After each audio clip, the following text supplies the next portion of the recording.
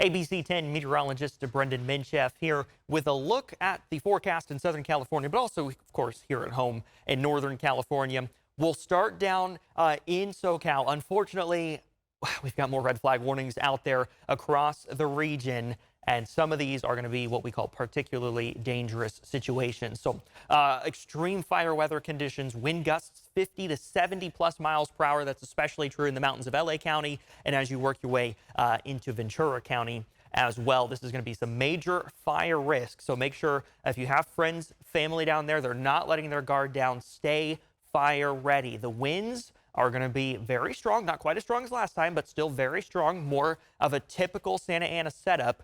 Humidity is going to be 8 to 15%, and it is just so dry. Much of Southern California has not seen hardly any rain in the last 9+ months, which is just an extraordinary amount of time. Any fires will start and grow rapidly. Again, I wanted to emphasize, though, this is going to be more of a typical Santa Ana event, which means our focus is mainly western LA County into Ventura County and the San Fernando Valley, and then, of course, the mountains of LA County as well. So these kind of circled areas here are where the National Weather Service in Los Angeles is looking at what we call particularly dangerous situations. This is the highest level of alarm that the Weather Service can put out there. So certainly western Santa Monica into Malibu, we're going to keep an eye down there right along Highway 1, and then in the San Fernando Valley, and as you work your way up I-5. These are the three areas of highest concern. So areas like Santa Monica, Malibu, Calabasas, Thousand Oaks, Simi Valley, San Fernando, Santa Clarita. These are all areas that are going to be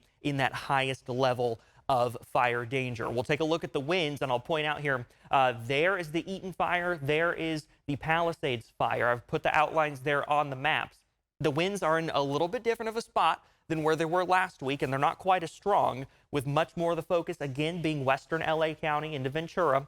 But still, we're going to see very strong winds across the mountains, very strong winds down through Orange County and into San Diego County as well. These pink shades, 50+ miles per hour, and you see these strong winds very near that Palisades fire moving through Malibu, Simi Valley, Oxnard, right through 101, right through the PCH. It's going to be very, very gusty down through even further south of LA, right in towards Anaheim, Santa Ana, through Orange County. We're going to be looking at those strong winds, but it's not quite as strong in places like Pasadena, right? Like Altadena, like where the Eaton fire is, through downtown LA, out along the coast. Not quite as strong as last time. This is a much more typical Santa Ana setup, but these winds are still going to be with us all the way through Wednesday before they finally start to taper off through Wednesday evening. This is now Wednesday at 8 p.m., and you can see the winds, again, not quite as strong.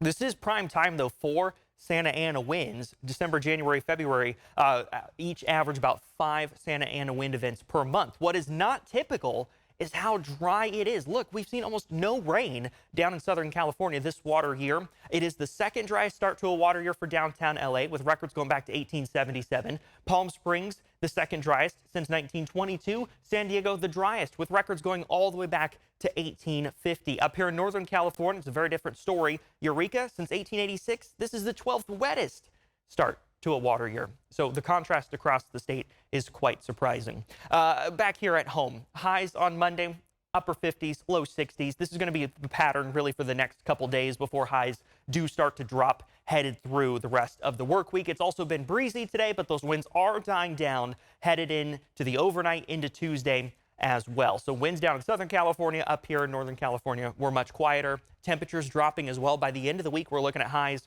in those middle 50s across the valley. The reason for the winds is that low pressure over the Great Basin at the surface. That is a surface high pressure, which pushes all that dry air through the mountains of Southern California and generates those Santa Ana winds. Up here in Northern California, we've got a high pressure sitting right overhead this week. That's going to keep us mild, and then as it moves out, cooler. But that blocking high also is going to keep not just us in Northern California, but across the state dry for the foreseeable future. The next 6 to 10 days, a little cooler than average. It's looking likely, but it's also very likely we will be drier than average as well. That's January 18th through 22nd. But even as we look out towards the end of January, I'm not seeing really any good rain chances at this point.